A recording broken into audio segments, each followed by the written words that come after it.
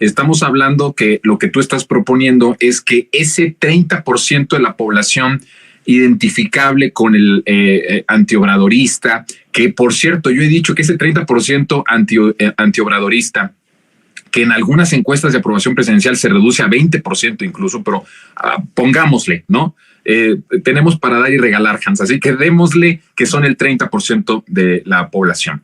Ese es el 30%, entonces tú estás proponiendo que se está disputando Xóchitl y el Frente con Movimiento Ciudadano y Samuel. O sea, se están disputando ese 30% anti-AMLO, que incluso, y por cierto, ese 30% anti-López Obrador, yo puedo casi apostar que la mitad de ese 30% anti-obradorista es un voto totalmente o es un odio al presidente totalmente basado en la ignorancia, totalmente basada en las fake news y totalmente basado en el trabajo de manipulación y golpismo que ha hecho durante mucho tiempo, no en estos 5 años o más de 5 años de gobierno, no, durante mucho tiempo en contra de la izquierda y en contra de López Obrador. O sea, por decirlo así, ni siquiera es un voto consciente anti 4T. No, es que ahí viene la parte frívola. Exacto. La parte es por eso que puede crecer, dices tú, y arrebatarle puntos a Xóchitl por lo frívolo que puede ser Movimiento Ciudadano y la campaña de Mariana y Samuel. Exacto. De hecho, Manuel Pedrero acuñaba muy bien un término cuando recién había ganado y ya estaba gobernando, bueno, más bien recién estaba gobernando Samuel García y Mariana, porque al final ha sido esa pareja y les ha funcionado. Es una fórmula que les está funcionando frente al electorado y la simpatía, y por eso obviamente la mantienen. Decía Manuel Pedrero, mi querido amigo, compañero Manuel Pedrero, es la tictocracia la que ha estado gobernando, lo que va a empezar a gobernar Nuevo León, refiriéndose que a partir del marketing, a partir de las redes sociales, particularmente que estos videos cortos del TikTok, y que así además no dejaron de hacerlo ahora que iniciaron esta nueva aventura electoral, por decirlo de alguna manera, por parte de ellos, porque van hacia un sector. Y perdón, pero eso es lo que yo veo. Yo no quiero menospreciar a la gente que finalmente tenga una simpatía hacia tal o cual candidato, hacia tal o cual, es que repito, hacia tal o cual propuesta se me hace ya demasiado, porque quien ha tenido una propuesta muy claramente y hechos de proyecto, pues es la Cuarta Transformación. Lo demás han sido reacciones y lo demás ha sido hasta frivolidades.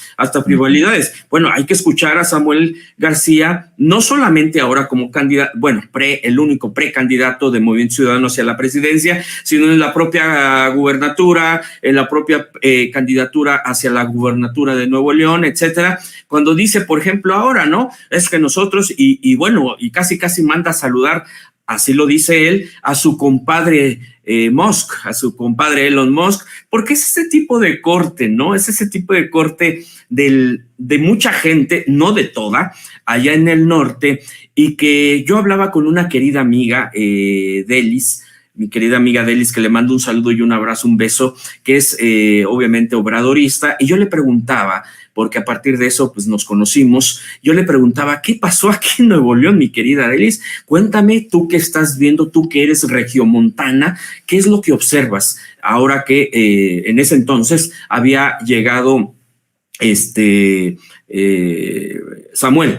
Y dijo, lo que pasa es que hay un gran sector, me decía ella, hay un gran sector, el definido como aspiracionista, y que obviamente, han querido cambiar la narrativa y que no es lo que, por ejemplo, el presidente López Obrador ha planteado al respecto de este término, el aspiracionismo, que es estos términos que se usan de llegar por propios méritos, que nadie te regala nada, que puedes aspirar a tener tu mansión en tal lugar o tu carro último modelo, y es un egoísmo, es un asunto de ejemplo, de yo quiero ser como él, aunque sabemos que en la realidad, en la sociedad, los mecanismos para poder avanzar avanzar también económicamente, pues no es así de que le eche muchas ganas y que todos los días me levante a las 4 o 5 de la mañana y que me duerma bastante tarde trabajando y dándole, porque sabemos perfectamente que si eso fuera verdad,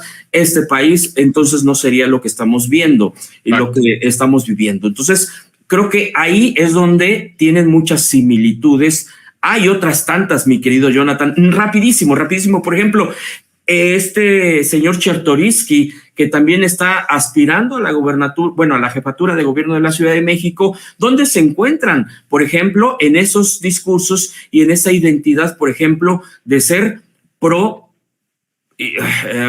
a favor de lo que está cometiendo allá en Medio Oriente Israel. Ahí se encontraron en este tipo de manifestaciones defendiendo las posturas, que no me quiero meter mucho en ese rollo, pero posturas genocidas, casi el genocidio no se toca. Ahí se encontraron panistas, ahí se encontró Chertorivsky, ahí se encontró todo este tipo de gente que me parece que es del mismo perfil ideológico.